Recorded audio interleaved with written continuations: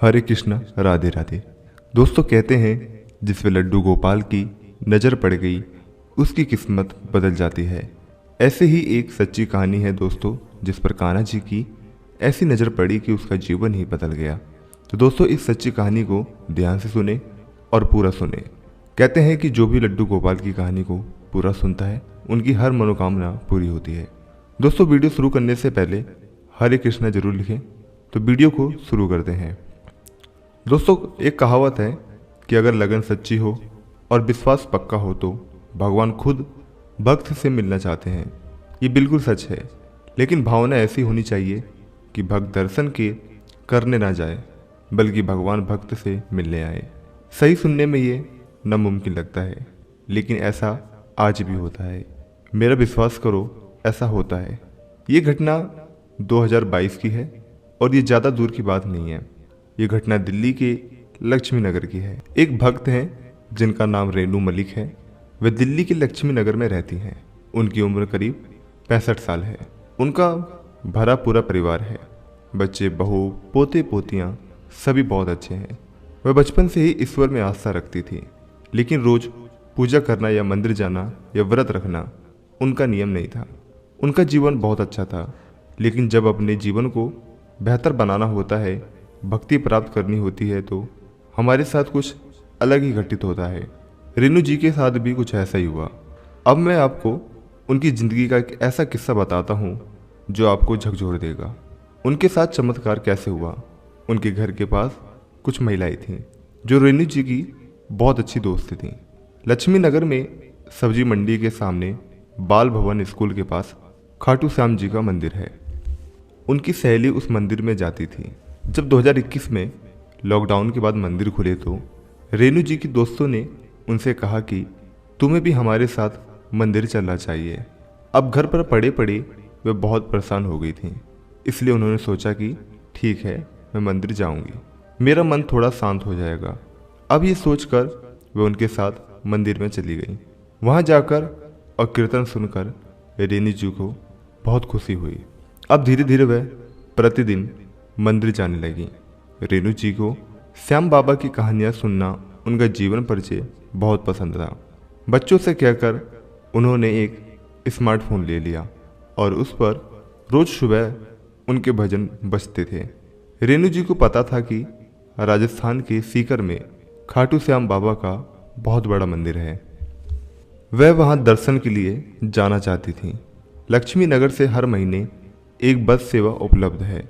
खाटू श्याम जी मंदिर सीकर में सेवा के तौर पर लोगों को ले जाया जाता है। साल 2022 में रेनू जी और उनकी सहेलियों ने फागुन के मेले में खाटू श्याम जी के दर्शन करने का प्लान बनाया। रेनू जी खाटू श्याम जी मंदिर जाने और दर्शन के लिए बहुत उत्साहित थीं। वह श्याम बाबा को भेंट करने के लिए मोर की छड़ी ले गईं और इसके साथ ही काजू बादाम का एक विशाल कांथा भी अपने हाथों से बनाया।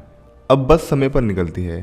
13 मार्च को रविवार था और वो बस रात 9 बजे चली गई। अगले दिन सुबह 4:30 बजे बस ने खाटू जी छोड़ा। एकादशी का दिन था और भीड़ बहुत थी। बस वालों ने वहाँ एक धर्मशाला बुक किया। लोग वहीं ठहरे हुए थे। लोगों ने चाय पिया, स्नान किया और मंदिर में दर्शन के लिए चले गए। भीड़ से काफ़ी ज़्यादा बुरा हाल था, क्योंकि एक तो फागुन का मेला साल का सबसे बड़ा मेला होता है और दूसरी बात, अगर एकादशी के दर्शन होंगे तो भीड़ तो होगी ही। जब वे मंदिर पहुंचे तो हैरान रह गए। भीड़ के कारण 4-5 घंटे में दर्शन का नंबर आ रहा था। वे लाइन में लग गई। धक्का मुक्की भी होने लगी क्योंकि भीड़ बहुत ज़्यादा थी। रेनू जी के घुटने में बहुत दर्द है। उस दिन दर्द बर्दाश्त से बाहर था, लेकिन बेचारी काफ़ी देर तक लाइन में खड़ी रही। फिर उनकी हिम्मत जवाब दे गई। उन्होंने अपनी सहेलियों को मोर की छड़ी और कांथा की थैली देते हुए कहा कि अंदर चढ़ा दो, मैं अब और बर्दाश्त नहीं कर पा रही हूँ, मैं यहीं गिर जाऊंगी।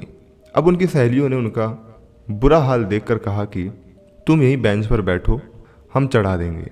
रेनू जी लाइन से बाहर आकर पिछले गेट के पास रखी बेंचों पर बैठ गए तो वह बहुत दुखी थी और रो रही थी। वह इतने मन से दर्शन के लिए आई थी और दर्शन भी नहीं कर पाई। यानी यह भी बड़े आश्चर्य की बात है कि आप अपने आराध्य के पास हैं वहाँ बैठे हैं, जिससे मिलना है उसके सामने है, और फिर भी आप अंदर जाकर दर्शन नहीं कर सकते।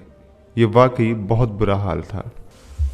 वह वहीं उसी बेंच पर 3 घंटे तक बैठी रहीं और लगातार रोती रहीं। वह श्याम बाबा से लड़ती रहीं, उन्हें याद करती रहीं और कहा कि वैसे तो आप कभी दर्शन के लिए नहीं बुलाते, जब आप ऐसे बुलाए तो फिर दर्शन भी नहीं देना चाहते। आप क्या चाहते हैं, मुझे दर्शन देना है या नहीं देना है? आप जानते हैं कि मुझे भक्ति नहीं आती, मुझे आपके भजन गाने नहीं आते, मैं आपके अन्य भक्तों की भांति आपकी सेवा करने में भी समर्थ नहीं हूँ।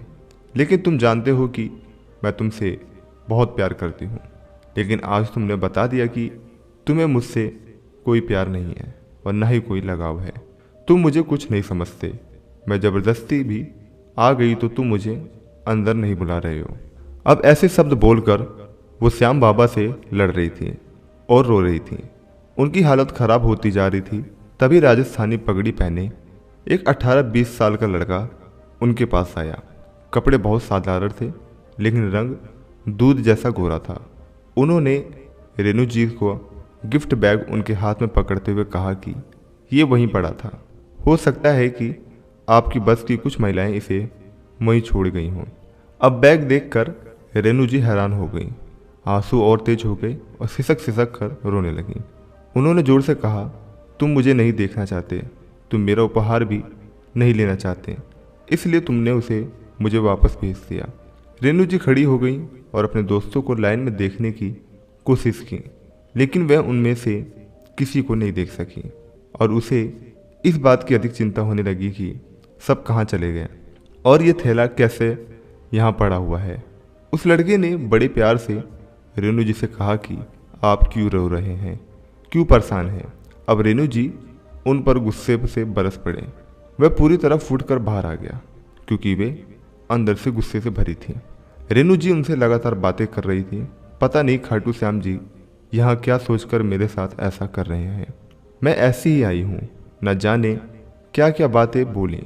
वह लड़का रेणु जी की बात सुनता रहा, फिर प्यार से बोला, आप शांत हो जाइए, मेरे साथ आइए।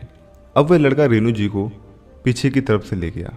न जाने कहाँ से संकरी गलियों से होते हुए वह मंदिर के अंदर आ गए। वहाँ से निकलकर छोटी छोटी सीढ़ियों से होते हुए सीधे मंदिर परिसर में आए। रेणु जी को बहुत आश्चर्य हुआ कि उन्हें कुछ समझ नहीं आ रहा था कि उनकी सोचने समझने की शक्ति बिल्कुल काम नहीं कर रही थी। फिर उस लड़के ने रेणु जी को रेलिंग से अंदर कर दिया और अब रेणु जी श्याम बाबा के गर्भगृह के दरवाजे पर थे। एक हाथ की दूसरे तक उत्सव के कारण भक्तों का शोर सुनाई दे रहा था। वहां बैठकर रेणु जी ने अद्भुत दर्शन किए और साथ लाए मोर पंख और कंथा भेंट किया। वहां मौजूद महाराज जी ने घूंघट करके श्याम बाबा को वह कंथा भी पहनाया। वह बेहद हैंडसम लग रहे थे। रेणु जी बहुत खुश थे। क्यों नहीं, ये एक सपने के सच होने जैसा था। जब वह बाहर आई तो उन्होंने लड़की की तलाश की, लेकिन वह कहीं नहीं मिला। अब रेणु जी ने उन्हें बहुत खोजा, लेकिन वह लड़का कहीं नहीं मिला। वह क्या करती हैं? अब वह खुशी खुशी मंदिर से बाहर आ गई। उनके दोस्त अभी भी लाइन में थे। वह धीरे धीरे बाहर आई और वहीं पेड़ के नीचे बैठ गई। लगभग 1 घंटे के बाद उनके साथ जो लोग थे, जो उनके दोस्त थे, वो आए और सभी आश्चर्यचकित थे कि रेणु जी मंदिर से कैसे चले गए। उनकी सहेलियों ने बताया कि जब वे पानी पीने के लिए लाइन में से बाहर आए तो पता नहीं वह बैग कहाँ छूट गया। उन्होंने बहुत खोजा, लेकिन वह बैग उन्हें कहीं नहीं मिला। तब रेणु जी ने उन्हें उस लड़के के बारे में सब बताया तो सभी हैरान रह गए। जोर जोर से श्याम बाबा के जयकारे गूंज रहे थे और श्याम बाबा का यूं ही हारे का सहारा नहीं कहा जाता। जब रेणु जी हार गए तो श्याम बाबा ने उनका साथ दिया। अब बताओ किसका मन कहता है कि वह लड़का स्वयं हमारे श्याम बाबा थे, जो रेणु जी की समर्थन में आए थे। अब जल्दी से कमेंट करके लिखो, हारे का सहारा खाटू श्याम हमारा। तो दोस्तों, आशा करता हूँ कि आपको ये कहानी सुनकर काफ़ी अच्छा लगा होगा और नीचे कमेंट सेक्शन में हारे का सहारा बाबा श्याम हमारा कमेंट जरूर लिखें। और मैं चाहता हूँ कि श्री श्याम बाबा की कृपा, ये चमत्कार आपके और आपके परिवार के ऊपर बनी रहे। धन्यवाद।